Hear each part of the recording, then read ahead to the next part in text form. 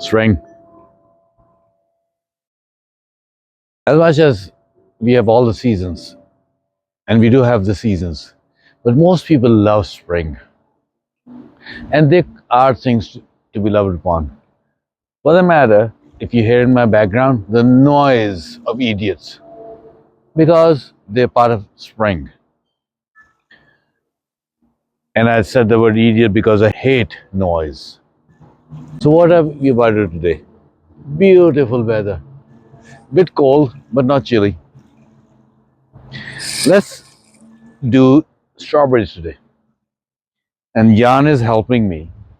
And it'll bring the camera close, and we will go through the whole concept of how to do strawberries. The depth wherever it's happening, and this needs to be explained because it's very important just to say, oh, I grow. No, it's not growing. There is an animal who's digging somewhere. So I can put any or everything and the animal will come and destroy it. So what do we need to do? Make sure to protect our plants. We are not part of killing any animal. Even though sometimes I think they should be, but not we are. So the reason I need to show, something was growing from last year. Probably whatever I grew, not important. And I'm very sure that something was growing, not important.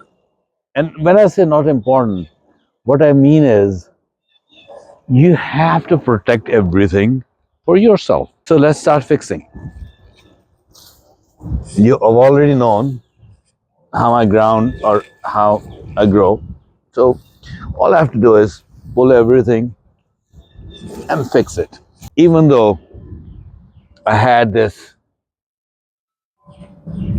plant that I started, not started, but put in the ground last year, but I moved it a few weeks ago. An animal came and destroyed it. So let me put this over here. Let's fix everything. Let's make everything look clean. And since Jan is here, let's bring some strawberries. Something of strawberries. Everberries or June berries. What's the difference? June berries will produce all the food in June. Everberries, for the whole summer, they'll give some food. If you're about to make jams or jellies, anything like that, you want strawberries, or which are called June berries, because you'll get all the fruit at the same time. If you want to enjoy one or two, you want everberries. You need to know how to protect them. The biggest problem with strawberries is birds love them, squirrels love them, everybody loves them. And as a human being, you need to figure out how to protect them. So let's do it. Before I start talking about how to grow them, there are different rules. Some say every 2 feet, some say every 1 foot, some say every 36 inches. Sure, none of them are wrong. But I'll tell you a different rule. You start every foot, one, because people say, don't start from here, start from here. What needs to be understood, you can do that. I'm a believer that things should be cultivated very close to each other. That's the way I think. But what you need to understand, there are strawberries, right? I need to grow extensively over here this year. Next year, runners will happen. Those runners should be cut and put in the next bed. And the next year, they need to be put in the next bed.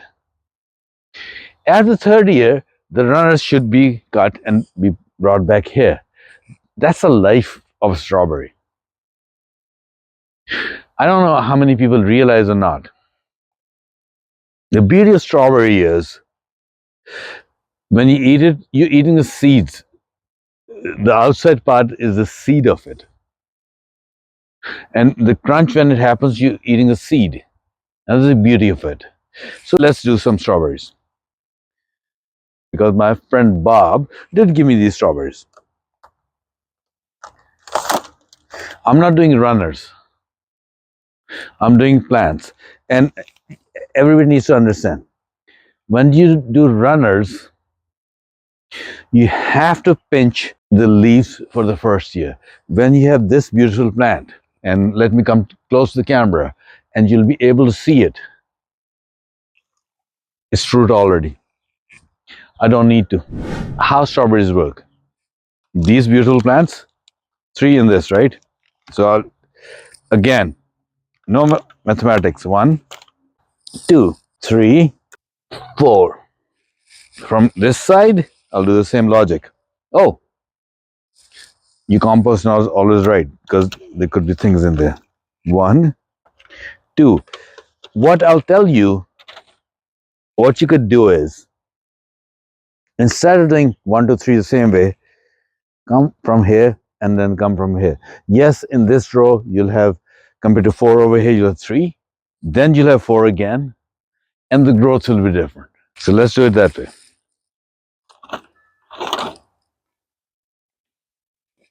2, 3, right?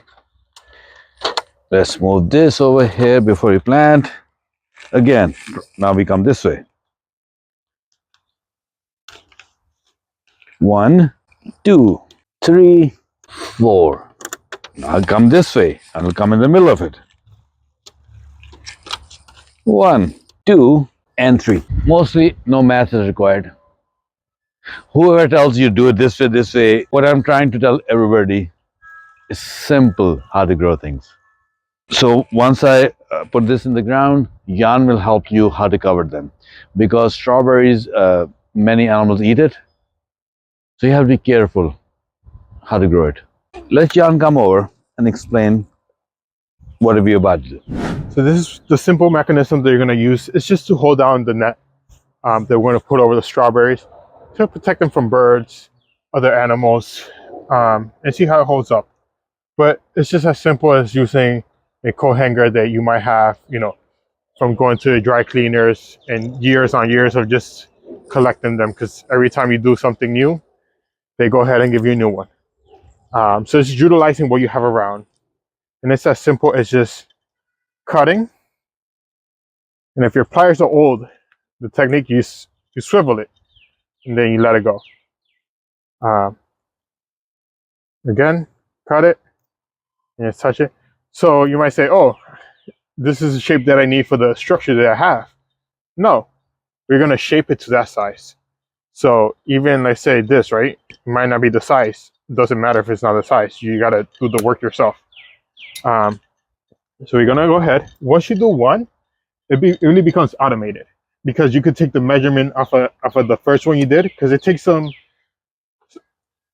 knowing whatever size wood you have, and not every wood is the same size.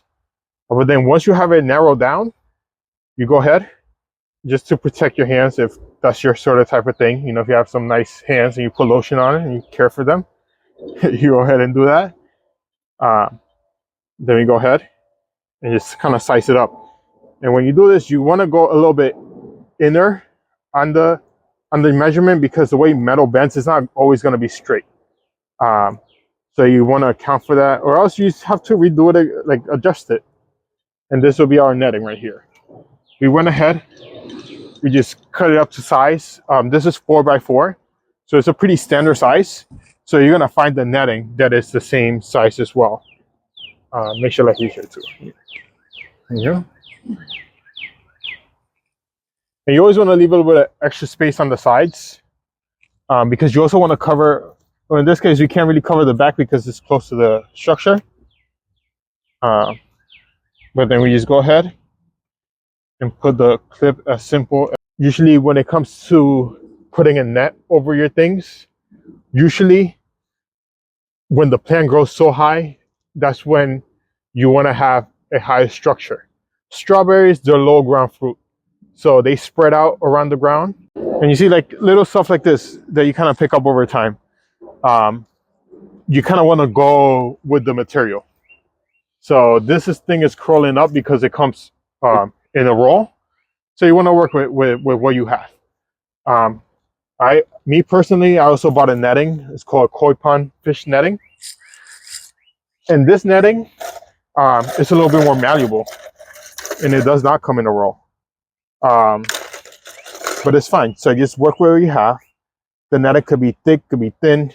Um, Birds try to get at it, but their beaks don't fit in here. So that's the most important part.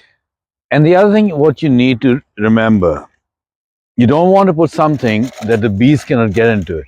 If bees cannot get into it, the pollination is not about to happen. So you have to remember. So again, a very simple design, which has got to do with things whatever you have laying around, and this is what growing should be. If it's not, then you're making it difficult.